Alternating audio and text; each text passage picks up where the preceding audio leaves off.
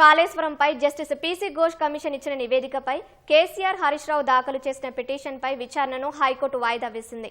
మరింత సమాచారం మా ప్రతినిధి శ్రీకాంత్ ప్రత్యక్ష ప్రసారం ద్వారా అందిస్తారు.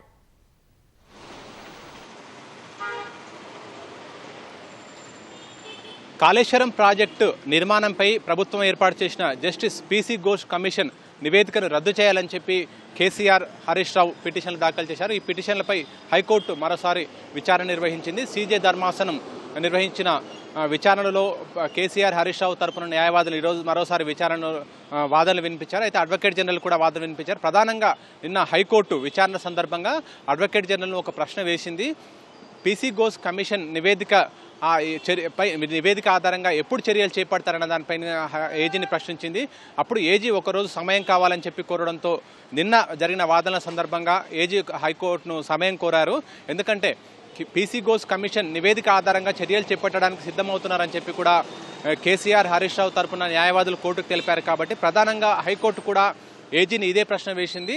పీసీ ఘోష్ కమిషన్ నివేదిక ఆధారంగా ఎప్పుడు చర్యలు చేపడతారని చెప్పి అసెంబ్లీ సమావేశాల్లో చర్చించిన తర్వాత చర్యలు చేపడతారా, లేకపోతే నివేదిక ఆధారంగా చర్యలు తీసుకున్న తర్వాత అసెంబ్లీకి చెప్తారా అనే దానికి సంబంధించి అడ్వకేట్ జనరల్ హైకోర్టు ప్రశ్నించింది. దీనిపైన సమాధానం ప్రభుత్వ నిర్ణయాన్ని చెప్పడానికి గడువు కావాలని చెప్పి కోరడంతో హైకోర్టు విచారణను ఈ రోజుకు వాయిదా వేసింది. ఈ రోజు మరోసారి వాదనలు కొనసాగాయి. అదే అంశంపైన అడ్వకేట్ జనరల్ ప్రభుత్వానికి సంబంధించిన నిర్ణయాన్ని హైకోర్టుకు నివేదించారు. వాదనల సందర్భంగా కూడా ఇదే అంశాన్ని కూడా చెప్పారు. అసెంబ్లీలో చర్చించిన తర్వాత, అసెంబ్లీలో తీర్మానించిన తర్వాత ఆ మేరకు నివేదిక ఆధారంగా చర్యలు తీసుకుంటామని చెప్పి కూడా అడ్వకేట్ జనరల్ హైకోర్టుకు తెలిపారు. దీంతో ఈ నివేదికపై దీనిపైన కొన్ని అంశాలను కూడా మరోసారి లేవనెత్తారు కేసీఆర్ హరీష్ రావు తరపున న్యాయవాదులు.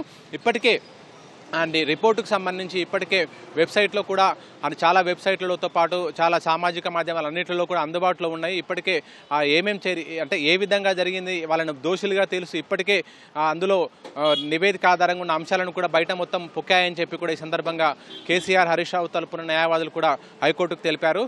అంతేకాకుండా పవర్ పాయింట్ ప్రజెంటేషన్ కూడా చేశారని చెప్పి కూడా ఈ సందర్భంగా కేసీఆర్ హరీష్ రావు తరపున న్యాయవాదులు కోర్టుకు వివరించారు. అయితే వీటన్నిటినీ పరిగణలోకి తీసుకున్న హైకోర్టు దీనికి సంబంధించిన వివరాలను ఉత్తర్వులను వెలువరించింది. ఒకవేళ వెబ్సైట్కి ఈ కమిషన్ నివేదికకు సంబంధించి వివరాలు ఏవైనా, ఆ నివేదికకు సంబంధించిన అంశాలు ఏవైనా వెబ్సైట్లలో ఉంటే గనక వాటిని వెంటనే తొలగించాలని చెప్పి కూడా హైకోర్టు ఆదేశాలు జారీ చేసింది. ఈ విధంగా నివేదిక బయటికి పొక్కడం పైన కూడా హైకోర్టు అసంతృప్తి వ్యక్తం చేసింది. ప్రభుత్వ విధానాలను కూడా తప్పుపట్టింది. ఎందుకంటే ఇప్పటికే రాష్ట్ర మంత్రిమండలి నిర్ణయం తీసుకుంది. ఏమని? అసెంబ్లీలో చర్చించిన తర్వాత కమిషన్ నివేదికపై చర్యలు తీసుకోవాలని చెప్పి కూడా మంత్రిమండలి నిర్ణయించింది. ఆ మేరకు మంత్రిమండలి నిర్ణయించింది అసెంబ్లీలో టేబుల్ పైన పెట్టాలని చెప్పి. అటువంటి పరిస్థితుల్లో ఈ నివేదిక ఏ విధంగా బయటకు వచ్చింది? ఒకవేళ నిన్న అడ్వకేట్ జనరల్ చెప్పిన అంశాల ప్రకారం ఒక 3 సభ్యుల కమిటీ ఏర్పాటు చేశారు. 3 సభ్యుల కమిటీ ఏంటంటే నివేదికలో దాదాపు పీసీ ఘోష్ కమిషన్ నివేదికలో 650 పేజీల విషయాలు ఉన్నాయి. మొత్తం 650 పేజీలకు సంబంధించిన సారాంశాన్ని పొందుపరిచే విధంగా 60 పేజీల నివేదిక సిద్ధం చేశారు. 60 పేజీల నివేదిక మాత్రమే మంత్రిమండలిలో ఉందని చెప్పి కూడా అడ్వకేట్ జనరల్ చెప్పారు. అయినప్పటికీ అందులో 60 పేజీల నివేదిక అని చెప్తున్నప్పటికీ మొత్తం విషయాలన్నీ కూడా బయటికి వచ్చాయని చెప్పి కూడా అంతేకాకుండా అందులో మాజీ ముఖ్యమంత్రి కేసీఆర్తో పాటు అప్పటి భారీ నీటిపారుదల శాఖ మంత్రిగా ఉన్న మాజీ మంత్రి హరీష్ రావులను కూడా తప్పుపడుతూ ఆ నివేదిక మొత్తం అందులో ఉందని చెప్పి కూడా పిటిషనర్ తరపు న్యాయవాదులు కోర్టుకు చెప్పారు. కాబట్టి మంత్రిమండలిలో నిర్ణయం తీసుకున్నారు, అసెంబ్లీలో పెట్టి చర్చించిన తర్వాతనే దానిపైన చర్యలు తీసుకోవాలని చెప్పి. అలాంటి పరిస్థితుల్లో ఇవి ఎందుకు బయటకు వచ్చాయని చెప్పి కూడా హైకోర్టు తప్పుపట్టింది. అయితే ఒకవేళ దీనికి సంబంధించిన అంశాలు ఏవైనా కూడా వెబ్సైట్లో కానీ ఇతర విషయాల్లో ఉన్నప్పటికీ కూడా, ఆన్లైన్ డొమైన్లలో ఉన్నప్పటికీ కూడా, పబ్లిక్ డొమైన్లలో ఉన్నా కూడా వాటన్నింటిని కూడా తొలగించాలని చెప్పి కూడా హైకోర్టు ప్రభుత్వానికి ఆదేశాలు చేసింది. ఎందుకంటే ఇప్పటికే కేసీఆర్ హరీష్ రావు తరపున న్యాయవాదులు చెప్పారు, ప్రతి పబ్లిక్ డొమైన్లతో పాటు వెబ్సైట్లతో పాటు ప్రతి చోట ఉన్నాయి దీనికి సంబంధించిన కాళేశ్వరం కమిషన్ నివేదికకు సంబంధించిన అంశాలు. అయితే పీసీ ఘోష్ కమిషన్ నివేదికలో వీళ్ళని తప్పుపడుతుంది. ఏదైనా ఒక రాజకీయ నాయకుడు రెప్యుటేషన్ అనేది ఎంతో ముఖ్యం. ఆ రెప్యుటేషన్ను రాజకీయంగా డ్యామేజ్ చేయడానికే కేవలం ప్రభుత్వం ఈ విధంగా వ్యవహరించింది. Kaleshwaram commission justice PC Ghosh commission 31వ తేదీ జూలై 31వ తేదీ రిపోర్టు ఇస్తే ఆగస్టు 4వ తేదీ ప్రభుత్వం పీపీటీ చేసిన పవర్ పాయింట్ ప్రజెంటేషన్ ఇచ్చింది. దీనివల్ల మొత్తం రాజకీయంగా వాళ్ళని దెబ్బతీయడానికి ఈ విధంగా వివరించాలని చెప్పి పిటిషన్ల తరపు న్యాయవాదులు కోర్టుకు చెప్పారు కాబట్టి కోర్టు ఈ విధంగా ప్రభుత్వానికి ఆదేశాలు జారీ చేసింది. ఒకవేళ వెబ్సైట్లలో ఉన్న పబ్లిక్ డొమైన్లలో ఉన్న వాటిని కూడా తొలగించాలని చెప్పి కూడా ప్రభుత్వానికి ఆదేశాలు జారీ చేసింది.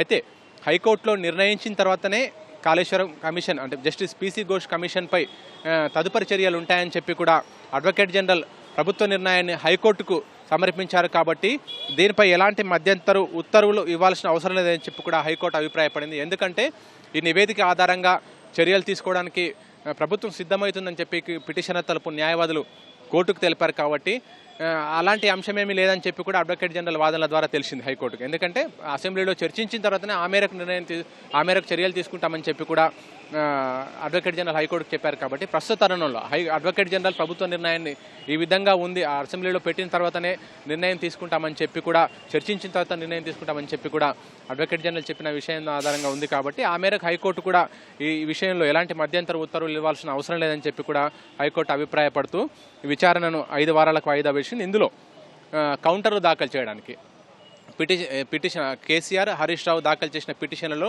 నీటిపారుదల శాఖ ప్రభుత్వంతో పాటు జస్టిస్ పీసీ ఘోష్ కమిషన్ను ప్రతివాదులుగా చేర్చింది. ఆ ప్రతివాదులు కౌంటర్ దాఖలు చేయడం, ఎందుకంటే ఈ పిటిషన్లపై కౌంటర్ దాఖలు చేయడానికి ఇప్పటికే వాదన సందర్భంగా అడ్వకేట్ జనరల్తో పాటు పీసీ ఘోష్ కమిషన్ తరఫున వాదన వినిపించిన సీనియర్ న్యాయవాది నిరంజన్ రెడ్డి కూడా సమయం కోరారు. కాబట్టి ఈ మేరకు ఈ పిటిషన్లపై కౌంటర్ దాఖలు చేయడానికి 3 వారాల సమయాన్ని హైకోర్టు ప్రతివాదులకు ఇచ్చింది.